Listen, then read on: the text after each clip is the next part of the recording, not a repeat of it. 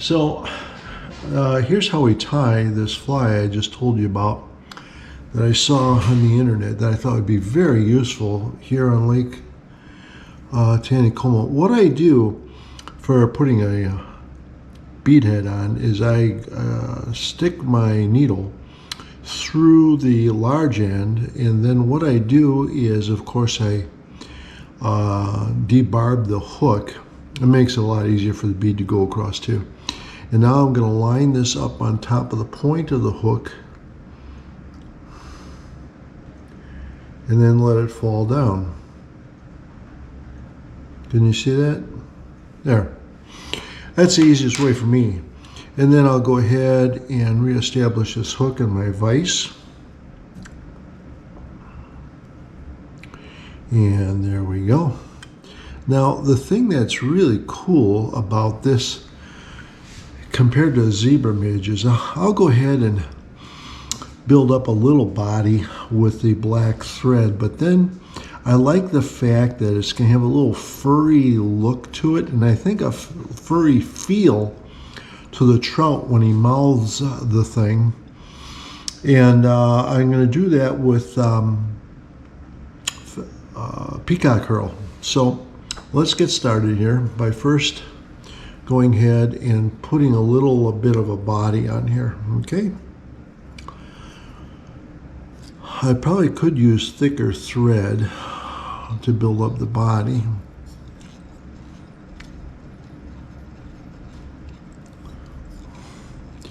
But this is more or less just a base for my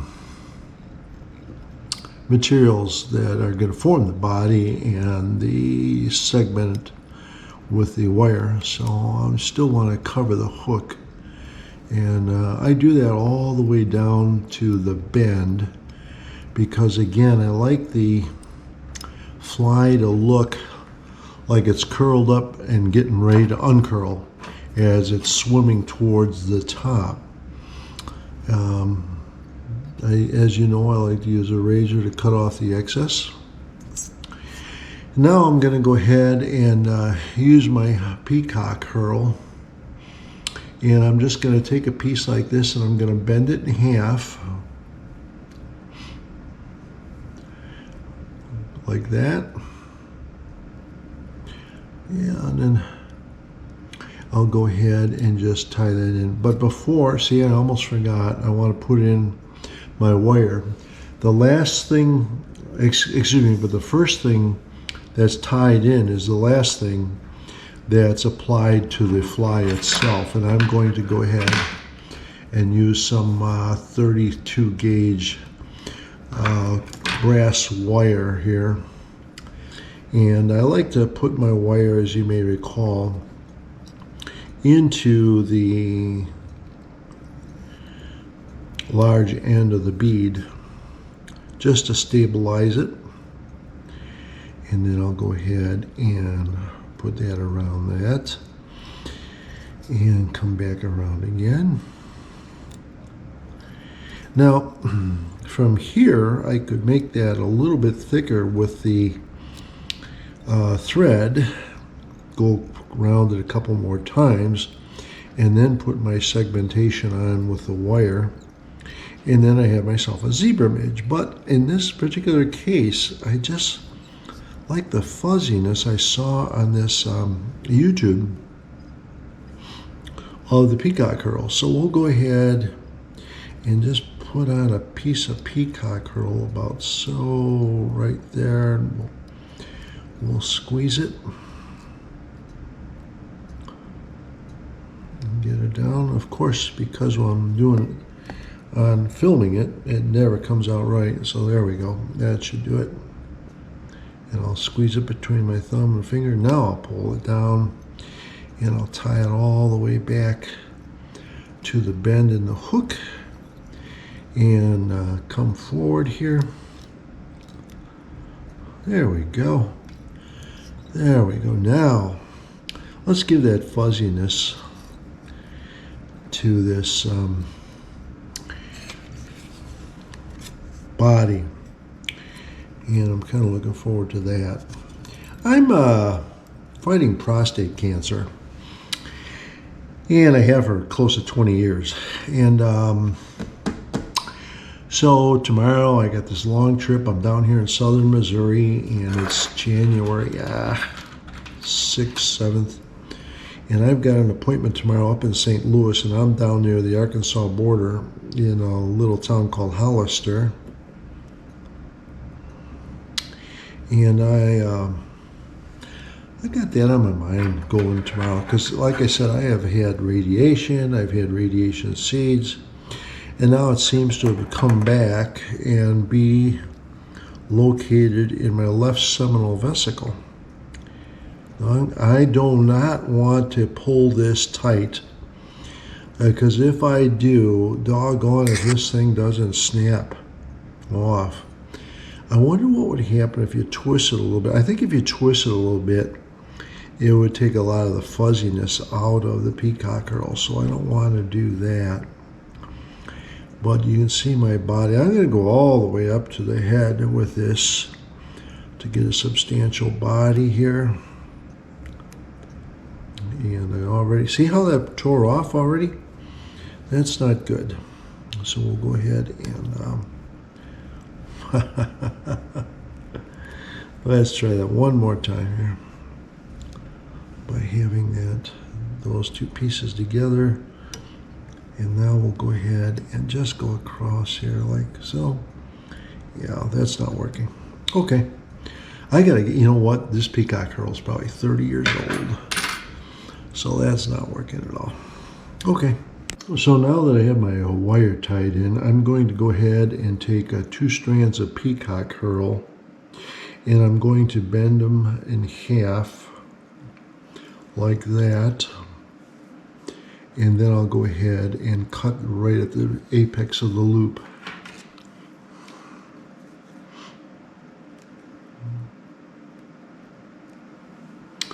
And then what I do is I'm going to go ahead and tie those puppies in there like so.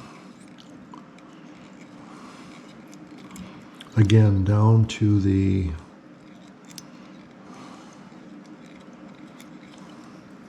didn't God make something beautiful in peacock curl? I don't know. I don't think man can recreate the prettiness of that greenish blue. Okay, now I'm going to go ahead. I'm not going to put a holder on these things because I want to really feel the tension I'm putting on this peacock curl, because I have found that the peacock curl really breaks easily. So let's go ahead and go around nicely like that and like that and build ourselves up a nice body. And I don't care if I overlap it a little bit, just get a nice thick body. There we go. Oh yeah. Now, the reason I like this is that it's going to have a little fuzzy feeling to the trout when the trout takes a bite on this thing. Let's tie it around here a couple times. Please, in the comments below, make sure you put down how clumsy I am, because that reaffirms my feelings about myself. Good. We'll go ahead and tie that peacock curl in pretty darn good. And then I think this time I'm just going to trim it real nice with a... Got one last little strand there. Cut it with the razor. There. That gives me a nice fuzzy little body that when that fish bites on that, it'll just take a half second longer, I think, to expel out of its mouth, because of the fact that it just feels more natural than like the thread on a zebra midge. So I'm just going to throw a couple half hitches on there just to hold things in place for a second while I go ahead and tie my segmentation on there, I used a little 32 gauge wire that I find it at Michael's, and you'll find it in the floral arrangement department. They have real thin wires there that they use for arranging flowers and stuff. I don't know how they use it, but that's how they sell it, though, in cards and stuff, and on a spool. But gosh, a little bit lasted forever. I'm going to go ahead and use my electrician grabbers here and go around and go once. I don't count how many times. I just want to make sure that's segmented right in there. I like the 32 gauge because it just buries itself in that fuzzy peacock herl. So let's go ahead and tie this off now.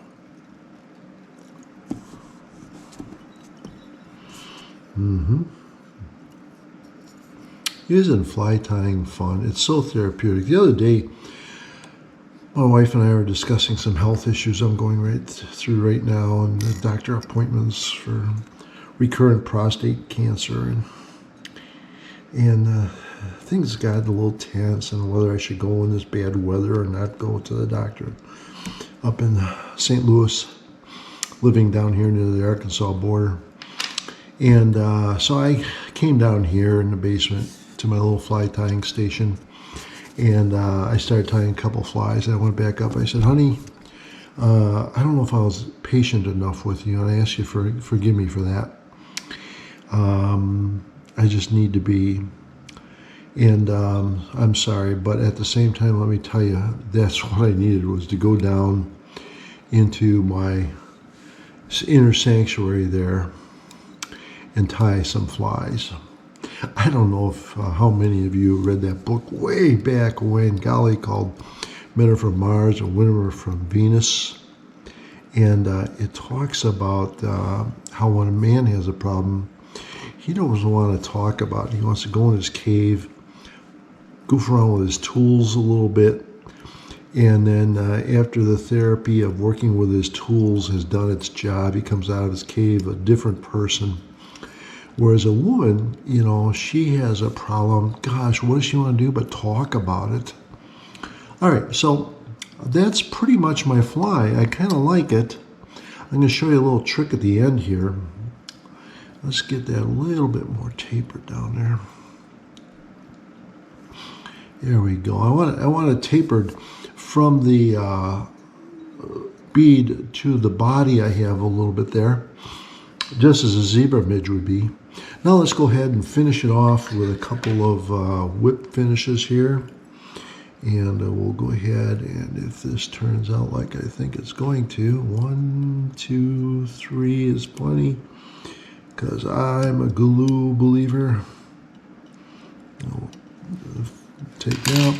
And again, I'm going to take my razor blade and get them at Walgreens. And I'll just go ahead and cut that thread off right there. And there we have our segmented fly. I'm going to put a little bit of Sally Hansen's on there. I could put a little super glue on there. Let's see, what else do I have up there on my little counter? I've got Solaris. I've got Loon's Hard Head Cement, Clear, Zap-A-Gap. I don't know. I just keep going to the cheap stuff. Sally Hansen's Hard as Nails. It seems to work well for me. I hardly ever have a tie come apart. And I'll catch 10 to 12 fish on a fly at a time before I change it out. And it's usually because the hook is given out, not because my fly is given out, but my hook. Now, never do I use the large end to this brush because it's unwieldy. I will take my needle, and then I'll go ahead and put a little bit dab there, and then I'll come around and just put a little dab underneath there, and by osmosis, it drags the drop off my needle and into the thread and saturates it and then sets up. And that's the fly. I think Charlie Kraken demonstrated this fly, but I really like it a lot. I think he puts on a little white dacron right there coming out. But I thought, gosh, since here at Lake Taneycomo, I have so many fish I catch on a zebra midge.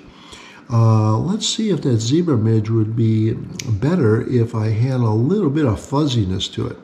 So thanks for watching, and I hope this works for you too, but you'll find out. I promised you a little trick that I use. It's up to you guys too, just to make things a little more symmetrical. Me being a retired dentist, I like symmetry. So I will go ahead and take my pliers here, and I'm going to go ahead and grab my bead, and then I'm going to twist it in a clockwise fashion and put it towards the wire. And then what happens then, it grabs the wire and grabs the thread and buries it into the wide end of the bead head. And so that's my fly. And let's see if we can get a good shot without my stupid sweatshirt, but that's pretty much what it looks like when we're done. Now I can't attest to it because I got to take it out, and I can't take it out because we're in the middle of winter down here in southern Missouri. But every once in a while in southern Missouri, we'll get ourselves a 65-degree day, and gosh, we'll see more and more of them come February, and there we are. But I can guarantee you, I'm going to try that fly out first thing I can get, first time I can get out of the water. Okay, thanks, gang. Talk to you later. Bye.